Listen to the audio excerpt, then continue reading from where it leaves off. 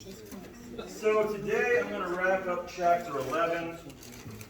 Before I jump into it, a couple things I want to say. First, second guess myself again while grading the tests. This time I didn't catch it until later. So in particular, which problem was the test? Number 6 maybe, the one where I asked you to find the cofactor. The cofactor is 56. It is not 504.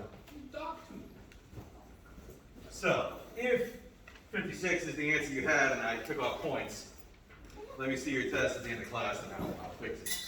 But, it's number 6, I think.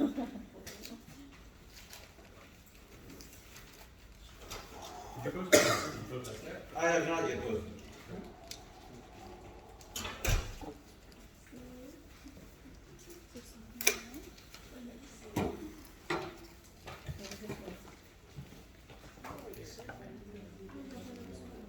It was number 6.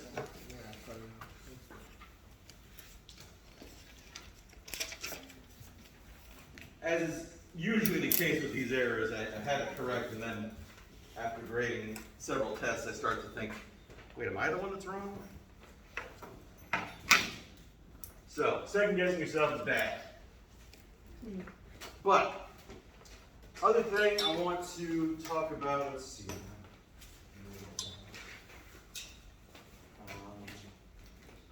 I'm going to post the review for the upcoming test and the final exam over the weekend.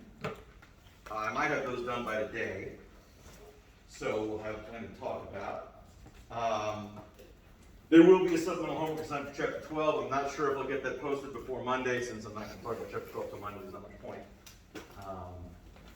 Regarding the supplemental homework for Chapter 11, I know some of you have already got a good start on it, and that's great. What I'm going to talk about today will probably be a little helpful.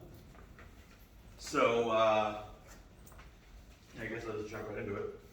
It won't take too long to cover the remaining sections, not a lot of new concepts. So we'll have a lot of time today for you to work on questions, ask me questions from homework or whatever, and work on that supplemental homework assignment. One thing I do want to say regarding supplemental homework, I've mentioned this to one student in particular, do not approximate anything in the Chapter 11 supplemental homework. You will actually make your life more difficult if you do. Keep everything exact. All right, so we've had several equations looked at today, in this class, this week rather, so we've got things like y squared equals 4px, x squared equals 4py. We've got x squared over a squared plus y squared over b squared equals 1.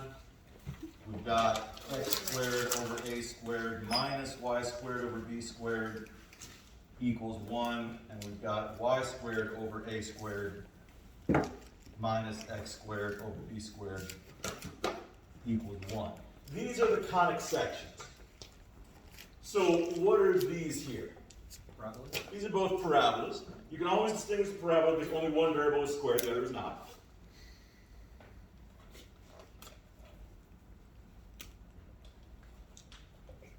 So parabolas have what features? A single vertex. They always have a single vertex. Yes. What else have they got? They have focus. A single focus. Direction. And there's the directrix. There's also something the website asks about that I probably won't. The, what do they call it again? The focal diameter? Yeah, I'm not going to ask about that, but the website did. Anyway, those are parabola properties. And then this here is the ellipse.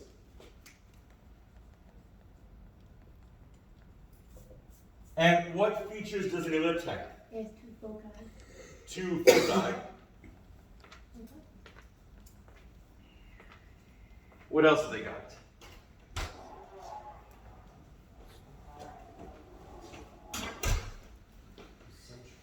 There's a center, which a parabola lacks.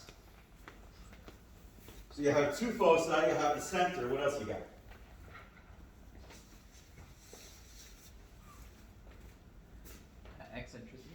There's an eccentricity, yes.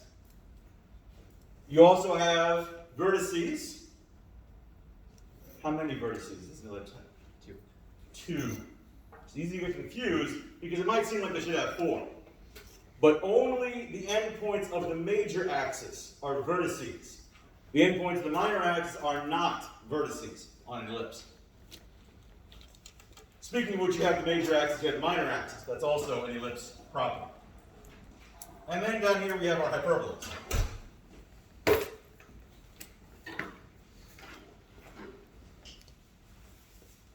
What features do hyperbolas have? They also have 2 vertices. What else? Asymptotes. Hyperbolas have asymptotes. How many? 2 asymptotes to a hyperbola. What else have they got? They've got vertices, they've got asymptotes. Foci. They have foci. 2 foci. And one other meaningful feature. The transverse axis connecting the vertices, yes.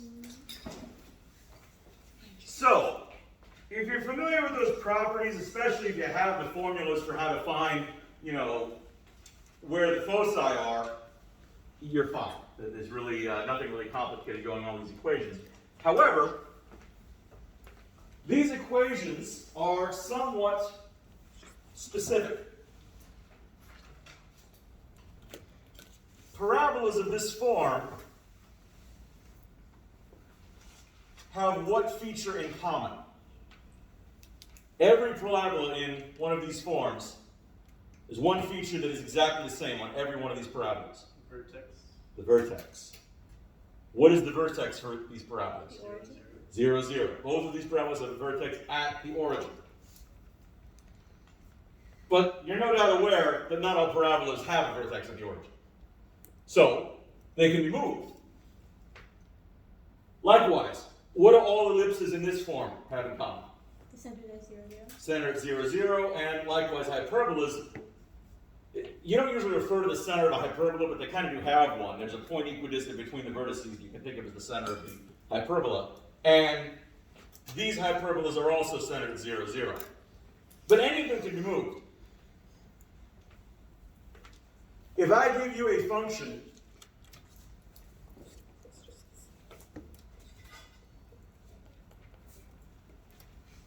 going back to 110a,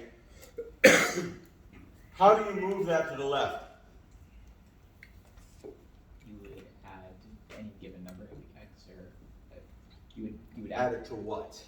to x. To x, specifically.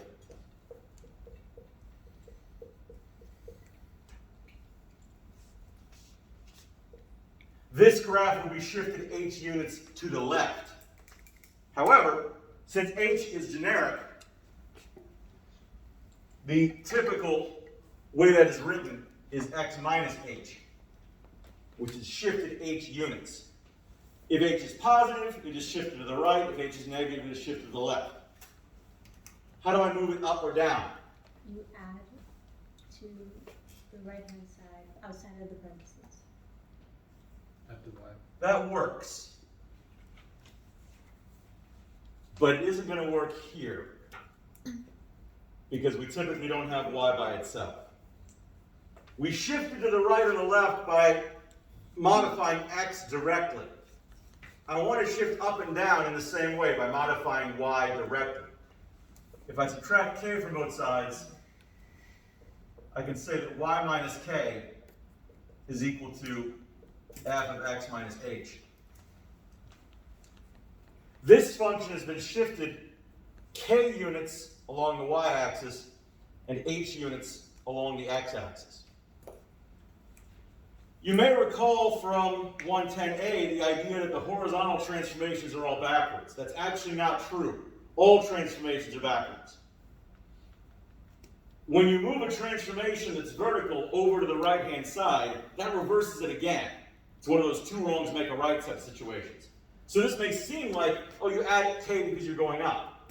But no, you subtract k because you're going up. We just moved it over to the other side of the equation. In the same sense that you subtract h because you're going to the right. In other words, the effect on the equation is an offset. It counteracts the transformation. So that kind of helps explain why everything kind of seems backwards. But this modification, x minus h, y minus k, can be applied to any equation involving x's or y's to achieve the same transformation. So we're going to apply to these equations as well, and they're all going to work exactly the same way. So if I have the equation y minus k squared is equal to 4p times x minus h, where is the vertex of that parabola? H and K. The point hk.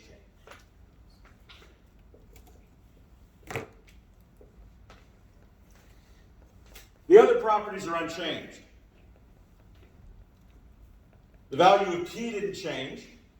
The focus, of course, will change because it's going to be shifted in the same way that the vertex was. Likewise, the directrix. They're all going to be shifted in the same fashion. The focal diameter would not be changed. So, with those transformations in mind, you can handle any of these conic sections even if they have been shifted. It doesn't change a lot. So, for example, suppose I gave you the equation x minus 2 squared is equal to 12 times y plus 3. If I want to graph this parabola, what are some features that I can describe?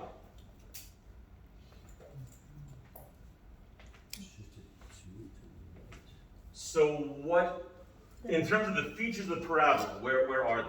The vertex is at The vertex. Where's the vertex? 2, negative 3. 2, negative 3. Because, of course, x goes with x and y goes with y. So that's useful. It would also be good to know what direction it opens in. Upwards. It is opening upwards. X is the squared term, which means it's a vertically oriented parabola.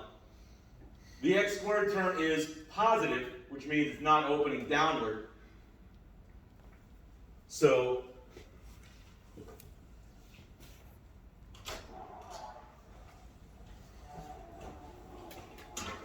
I'm going to have a vertex here, it's going to open upward.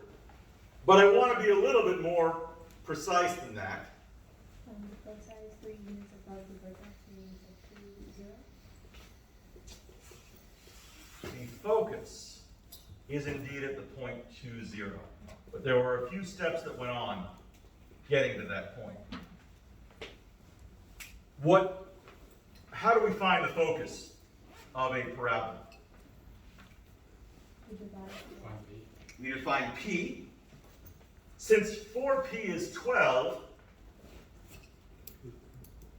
it follows that P is 3.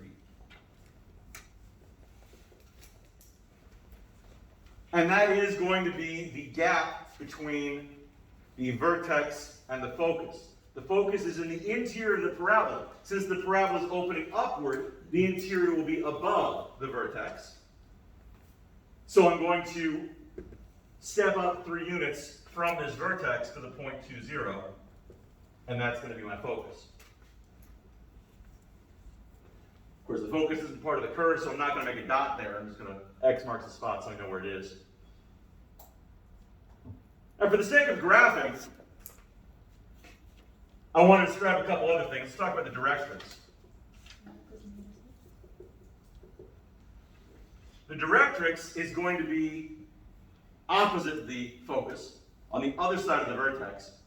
Since this is a vertically oriented parabola, the directrix will be a line of the form y equals. And what will y equal? -6. Because from the vertex, we need to go another 3 units, but down. There's our directrix.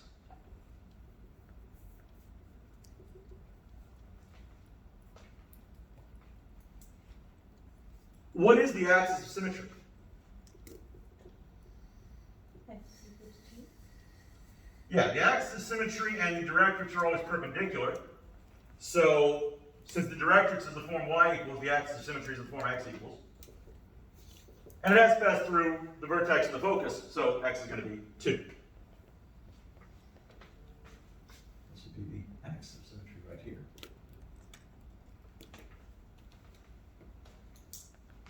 And lastly, if I wanted to describe the focal diameter, because it is a nice feature to have when you're graphing, it helps you graph be a little more precise. This is 12. The focal diameter, is it 12? Because if focal diameter is P by 4, that means if P is 3 times 4 by 4. That was 2p. That's what we can expect. Pretty sure I just put the number of every time for the focal diameter, and it thing's 12. Let me just plug in the focus as an x, y value of 0. So I plug in a 0. I'll have 12 times 3 is 36. 0 minus 2 is -2.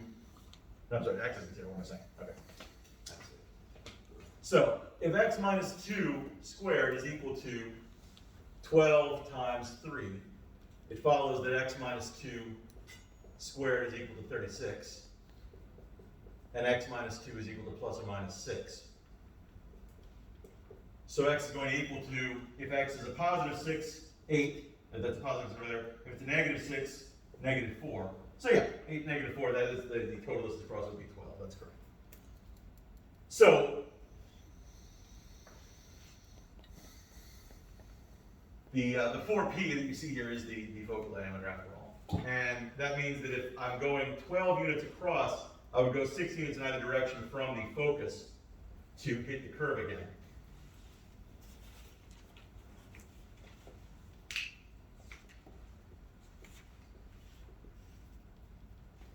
And the curve would pass through like so.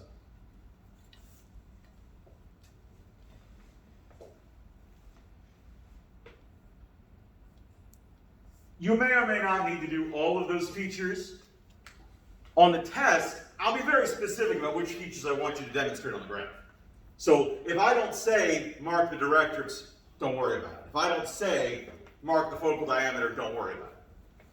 But I might ask for any of these. I mean, none of them are particularly hard to find. So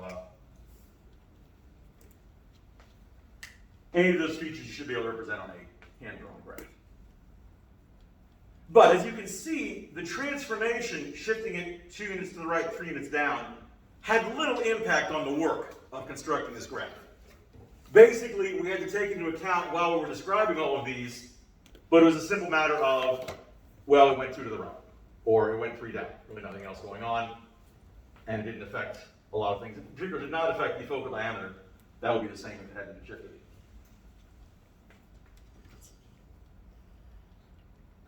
So, that's how you would approach graphing a shifted parabola. Any questions about that? Yeah. How'd you get the focus? What now? How'd you get the focus, sorry, as 2? So, you have to find the value of p. Okay. Once you found the value of p, that tells you the distance between the vertex and the focus. So we knew the vertex was here. We know the parabola was opening upward, so the focus had to be upward. And it had to be upward exactly 3 units. So it's always playing on. So. Well, it depends on the parabola. This one is opening upward. This one is a horizontally oriented parabola. So it would be opening to the right unless p were negative, in which case it would open to the left. Or I'd rather the y squared term were negative, same result.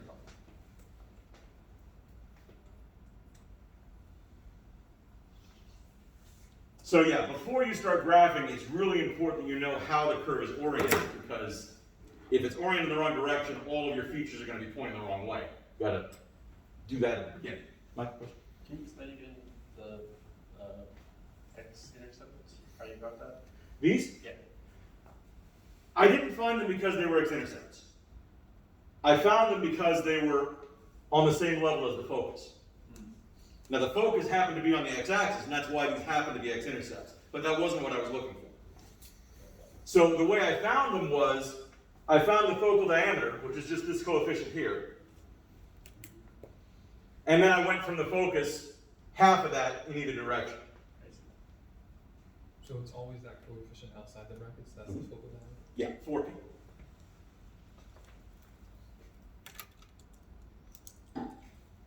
Of course, with a parabola in particular, when in doubt, you can always plug in some numbers and see what happens, and that's still going to work. And if you want to confirm anything, or if you're hesitant about anything that you've determined, you're like, I'm not sure I remember that correctly, go ahead and plug in the numbers. It should work just fine. But these are the types of features I'm going to ask for. I will not ask for x-intercepts, even though, of course, you know how to find those. Because that's not part of this particular procedure. How would I find x-intercepts? I mean, obviously those are x-intercepts, but how would I find them if I didn't know that? In general, you find an x-intercept by setting y equal to 0. What would I do if I wanted to find the y-intercept of that parabola? X would be set to 0. If I set x to 0, I'll find that y is -3. Well, no. I have to work this out because it's a bit shit. So, if you plug in a 0 for x and you solve the equation for y, you'd be able to find the exact value of the y-intercept. Again, I'm not likely to ask that because it's not part of this particular section. It's something you'll need to know in a lot of other contexts in the future, so it's always a good thing to remember. Speaking of good things to remember that you may not remember, this is all well and good if you happen to be given the parabola in that form. But what if you're not?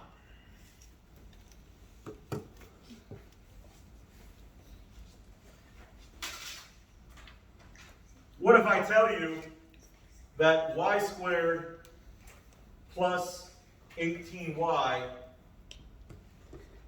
minus x plus 2 equals 0?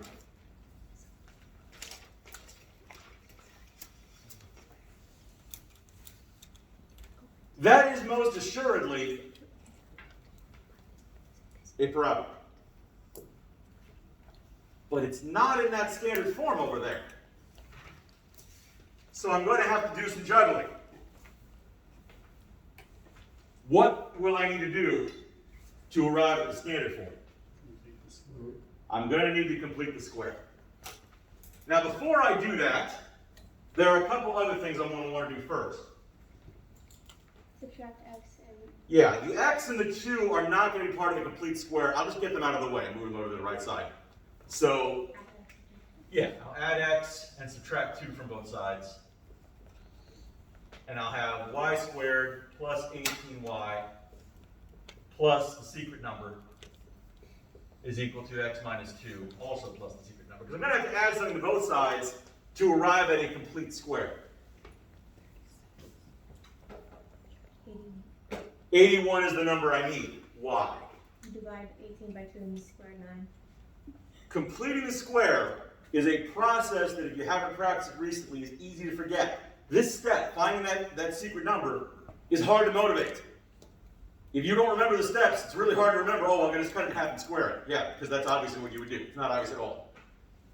But that is the steps. You take this middle term, divide it by 2. This is already even, so that makes this a little easier. It gives me a 9. And then you square that.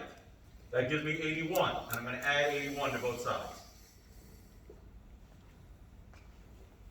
Practice completing the square. It's something you're going to be expected to just know how to do in the future. Yes, now we can factor. The factoring, fortunately, is easy. This is going to be y plus 9 squared. The 9 is the same 9. So there's no speculation or worry about, well, how does it factor? That's already right there on the board. On the right side, of course, I'm going to have x plus 79. But that doesn't really matter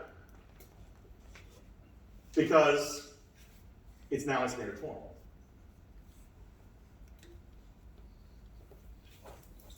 Where's the vertex of this parabola? Negative 79. Negative 79, negative 9. X goes with X, Y goes with Y. In order to find the focus, I'm going to have to find P. This is a little less obvious. What's P? 1/4. 1/4. P can't be 0. It's 1/4 because the coefficient on the X term is 1. In other words, 4P equals 1. That's also going to be the focal diameter. Question? How come in the last problem, how is it x minus 2, and the vector, is it the vector? Yeah, the vertex is 2, but for this one, it's y plus 9, and it X goes with X and Y goes with Y. So the variables are transposed here. This is the Y coordinate because it's in the parentheses of the Y. This is the X coordinate because it's in the parentheses of the X. So would you say that whatever is with the x always switches the sign and y remains the same? They all switch the sign. Oh. Okay. So, if P is 1/4, where's the focus going to be? Well, I need to know what direction this opens in. To the right. It will open to the right because Y is being squared.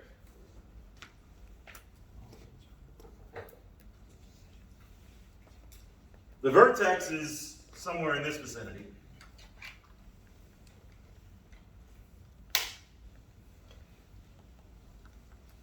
It's going to open to the right, and the focus is really, really close to it. In fact, it's 1/4 of a unit to the right from there. So how am I going to move this point 1/4 unit to the right? You add 1/4. I'd be adding 1/4 to what? Negative 79. To the X coordinate. Need a common denominator, of course. It's going to be a little ugly. Question? Shouldn't it be in the third quadrant? Or no? Oh, you're right. Yeah. So it should be somewhere here. And then we're only adding it to the x because this is the y. Yes, because the focus and the vertex both have to be on the axis of symmetry. Speaking of which, let me talk about the axis of symmetry real quick. Might be useful to know what that is as we're setting all this up. What is the axis of symmetry? Negative 9. Yeah, it's opening to the right, so the axis of symmetry is horizontal. Which means we would say it is y equals, and what does y equal? Negative 9. Negative 9. You don't need to wonder about what the value is. It's going to have to pass through the vertex, so it's either h or k. It just depends on whether it's oriented horizontally or vertically, which one you're going to use. Knowing that I'm sliding left and right to find both the directrix and the focus. The focus, like I said, I'm going to have to go up 1/4 from negative 79. I feel like doing that in my head. It's 315, negative 315 over 4? yeah. It's just a fraction. Can you approximate it here or no? No. Okay. So the focus is right here. Very, very close. I'm just going to draw an arrow to that point.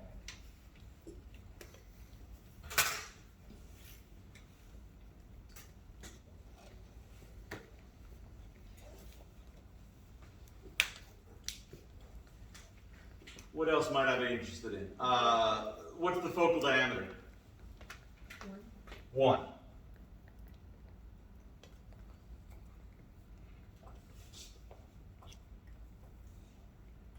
Which means from the focus I would be going up 1/2 and 1/2.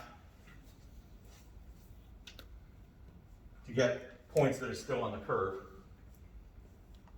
The directrix is going to be just a little bit to the left, negative 317 over 4. Yeah.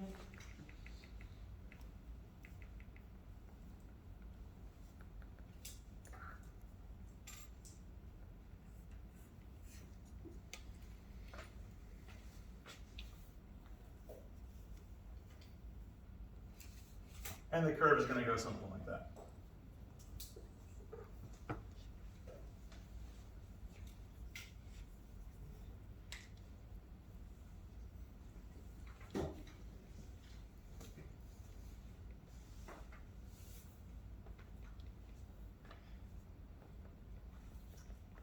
So on the, test, you won't accept the approximations, right? Like, they're not Depends on what the question is. Like for this one, like if we wrote like 78.75, that'd be fine. Well, that's not an approximation because I know. that happens to be exact. That's- yeah, But right. no, I won't accept approximations unless asked for. That makes- Delicate changes in the wording are extremely important. It's very, very important that you read the questions carefully and that you understand the terminology used so that you know the difference, for example, between a minor and a cofactor. They're very similar in how you find a minor and a cofactor. In fact, to find a cofactor, you have to find the minor.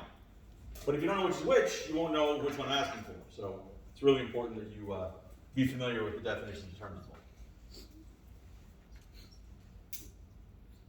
All right, I'm going to do a couple examples with the ellipses and hyperbolas as well, but any questions about how this parabola is being graphed?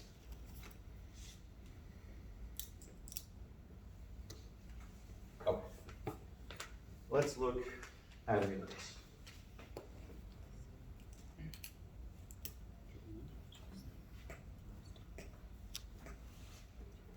Suppose I have 3x squared plus 2y squared minus 18x plus 12y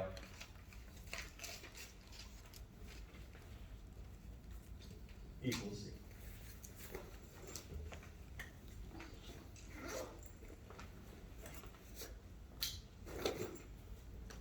First of all, how do you know that's an ellipse?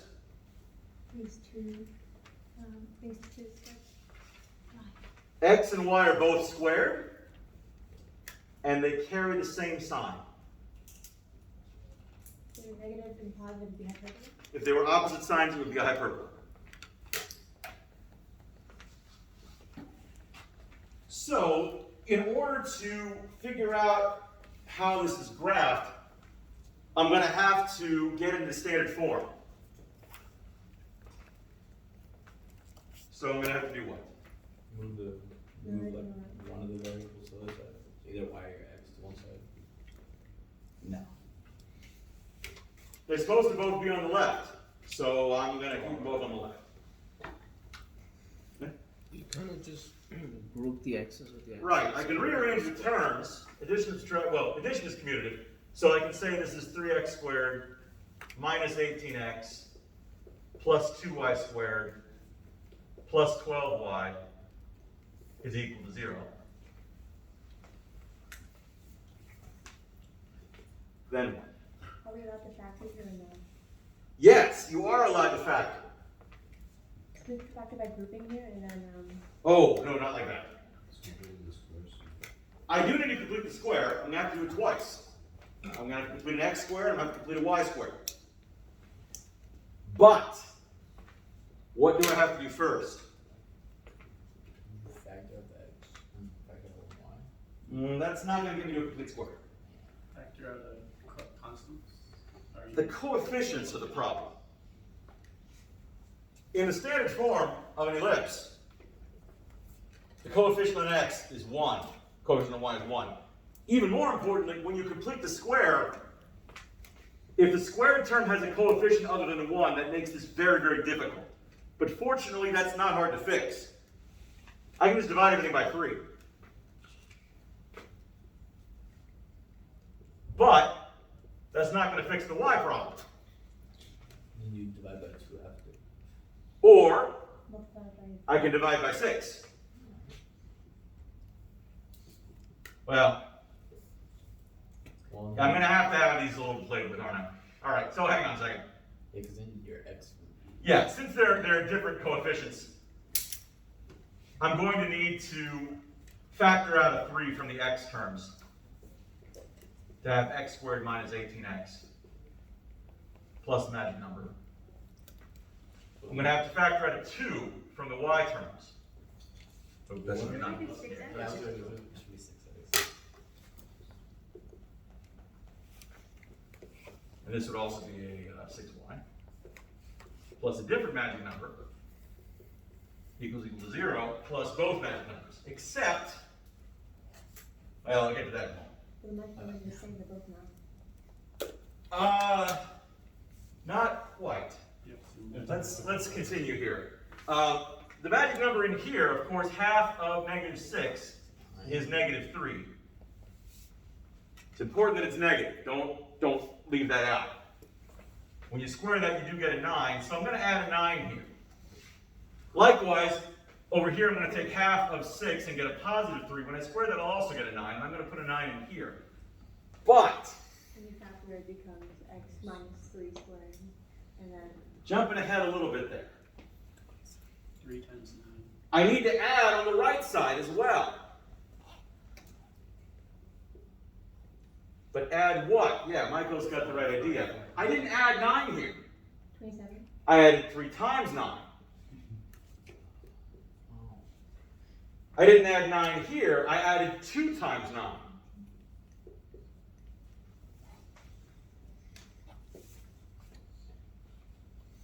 The process is, of course, extremely mechanical. It's basically the same every single time. After you've done quite a few of these, you may get to a point where you can skip steps and do things in your head. That's great. Hold off on that until you get a little more familiar with the process. So, now I can actually put everything together. The 3 is still out here. And this is going to be, as you said, x minus 3 squared. That's why that minus is important, because this is x minus 3 squared. This one's going to be y plus 3 squared. 2. And the 2 is still out there. Yeah. On the right-hand side, I'm going to have 27 plus 18 is 54. And 40. It's 45.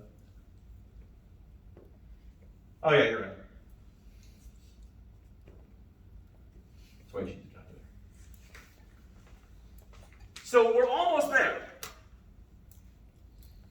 But not quite. What's the problem now? Divide both sides. By? 45. By 45. So it equals to 1. It's got to be a 1 over there to be in standard form. So it doesn't matter what the coefficients on the x squared part or the y squared part are, you'll always divide by whatever your number you ended up with on the right side.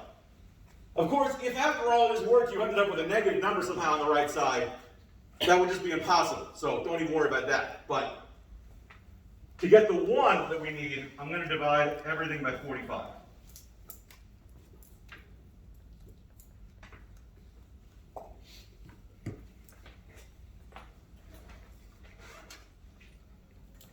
That'll get me to standard form. The x terms come out very nicely. I get x minus 3 squared over 15. The y terms don't come out quite as nicely. I'm going to get y plus 3 squared over what? 45 over 2. 45 halves. Not reduced, but if I reduced it, it would no longer be a standard form. So in this case, this is what we want. Because if I put the 2 up top, I won't be able to see what d is. This is now the ellipse that I want to graph. The center of the ellipse is pretty clear to see. Where's the center of this ellipse? 3, negative 3,3. negative 3. From there, things get a little awkward. What's A? Right 15. Right. the square root of 15. What's b? Right 15. Yeah, b is the square root of 45 halves, which I am going to simplify a little bit because that's just too ugly.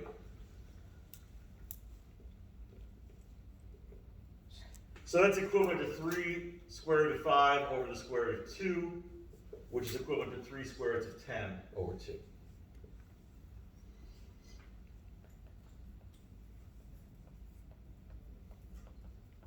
One last thing that I need to know, and rewrite this actually says center, because I need to find out what C is as well, to be able to figure out where the foci are. How will I figure out C? Square. It's the square root of, A squared minus B squared. right, 15 squared minus the square root of 45 over 2 squared, all absolute value because 45 over 2 is bigger than 15. So this is going to take a little bit of fiddling with. That's going to be the square root of 45 halves minus 15, which is 30 halves. So that's the square root of 15 halves, which is going to be the square root of 30 over 2.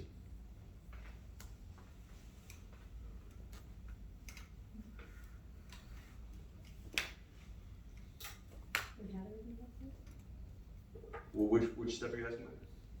How do we get from 15 halves squared to 30? I multiply the top and bottom by the square root of 2.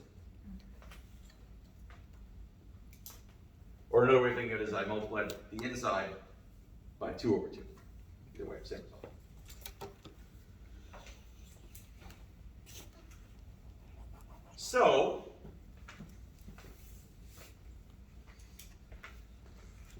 Professor, why do you swap places on the 15 and the 45 over 2? because otherwise it would have been negative. It's absolutism, it doesn't. Yes. Notice I took the absolute value. So if you hadn't done that and you ended up with a negative 15 halves in there, it wouldn't matter. You still have the same thing.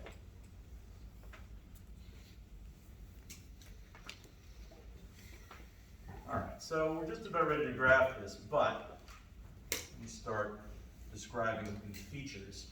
Again, the center is at the point 3, negative 3.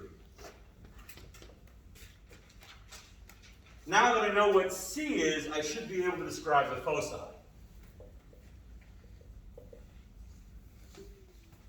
Of course, I need to know which is the major axis, so I know whether I'm adjusting the x or the y value. In this ellipse, which is the major axis?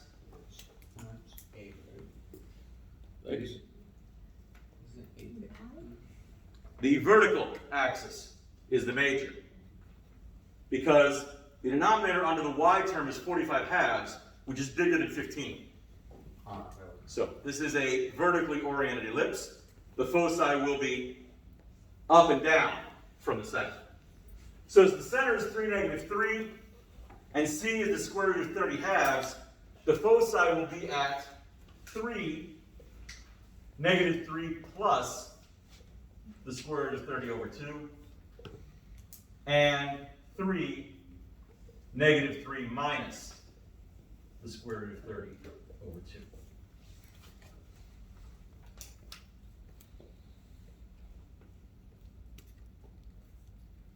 For graphing purposes, of course, we'll approximate, but for now, keep things exact. What about the vertices themselves?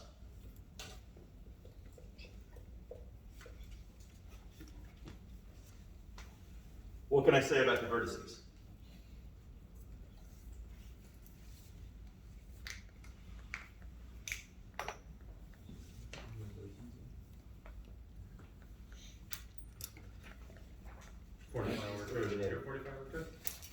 What direction are they going to be in from the center? Up and down. Again, vertically oriented, ellipse. The vertices are along the vertical major axis. So, they're both going to have an x-coordinate of 3, because I'm not moving to the left or the right. From the center at a y value of negative 3, I'm going to go up and down by the b value of 3 root 10 over 2. So negative 3 plus 3 root 10 over 2, negative 3 minus 3 root 10 over 2.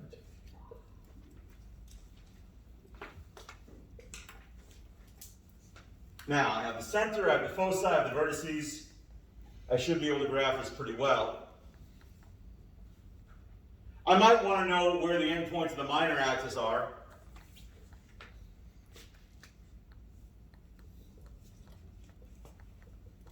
Just for the sake of my graph looking a little better. The minor axis is going to extend around the center, but it's going left and right in this case. Left and right by how much? Square root of 15. Square what? Square root of 15. 15, yes. So from the center, 3, negative 3, I'm going to go 3 minus, well, plus I'll say, the square root of 15, comma, negative 3, and I'm going to go 3 minus the square root of 15, comma, negative 3.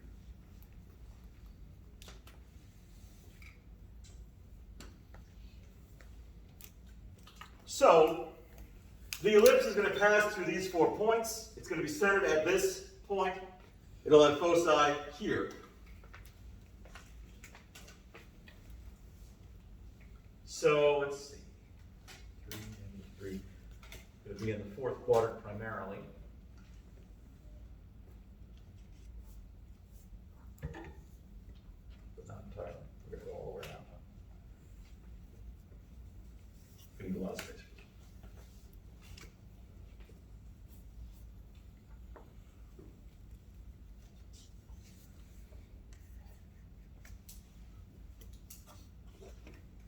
The center of the ellipse is here at 3, negative 3. The foci,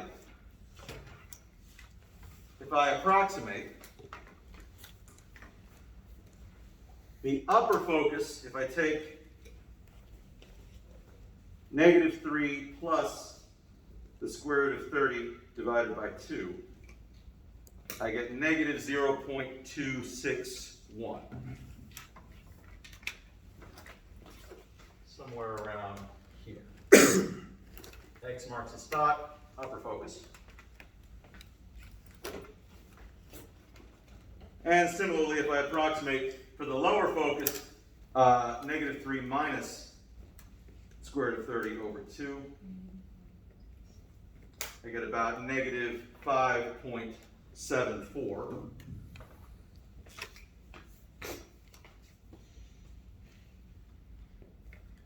Somewhere around here. Those aren't points on the curve, of course. Those are just the foci. The points on the curve are a little further out. If I approximate the upper vertex, negative 3 plus 3 root 10 over 2,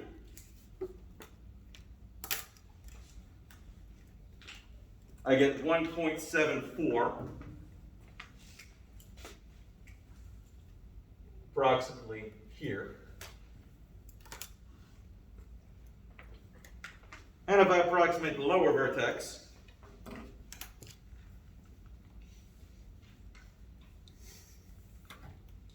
I get about negative 7.74.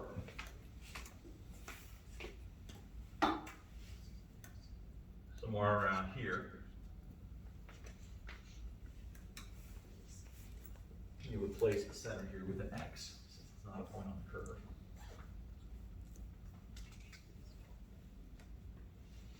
Now, for the minor axis, if I go to the right, I'll go out to 3 plus root 15.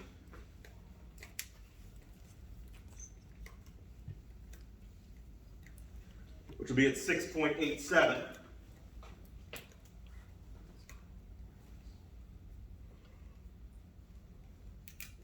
About here. And if I go to the right, or the left rather, 3 minus root 15, I get negative 0.87.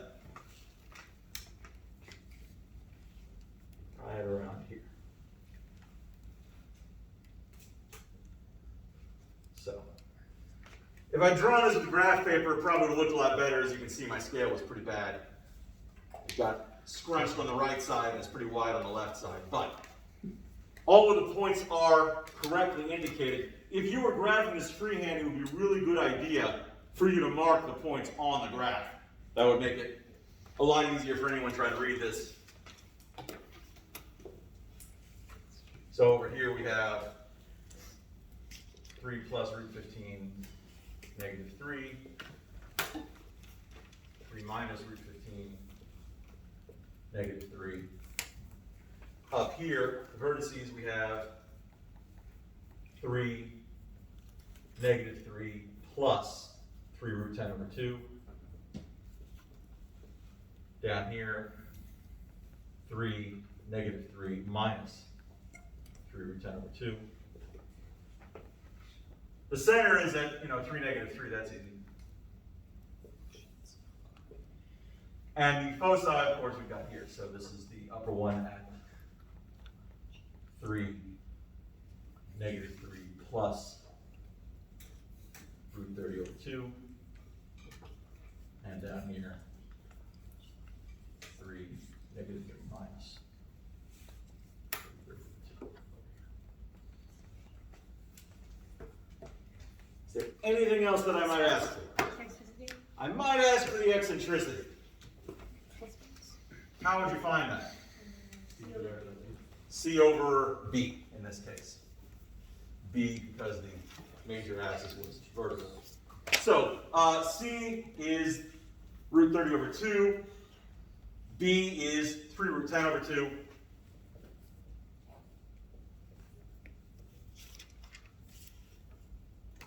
The 2's cancel. I have root 30. Yeah, over 3 root 10. And I can cancel a 10 inside the radicals to have root 3.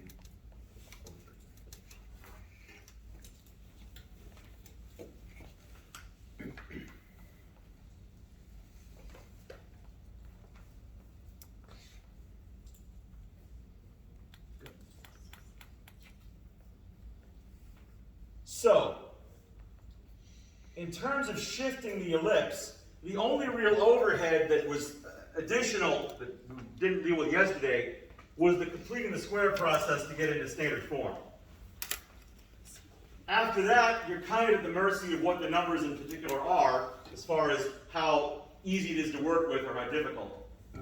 But that would be the same whether we had shifted it or not. That doesn't really change anything.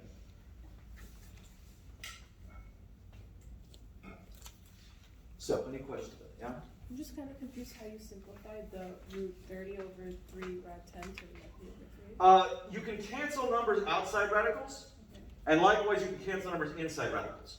Oh, okay. You can't cancel a number inside with a number outside, Okay. but as long as you're canceling inside to inside or outside to outside, it's fine. Okay, thank you. Mm-hmm.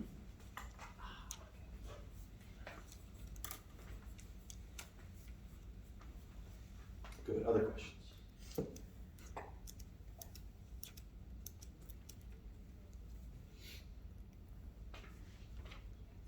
All right, well, it's probably a good time for a break.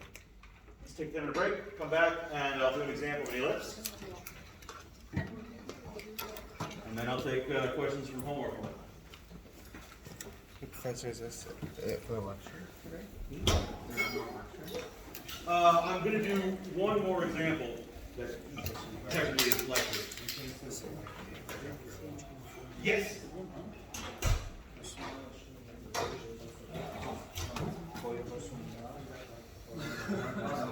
Depends on whether the major axis is horizontal or vertical.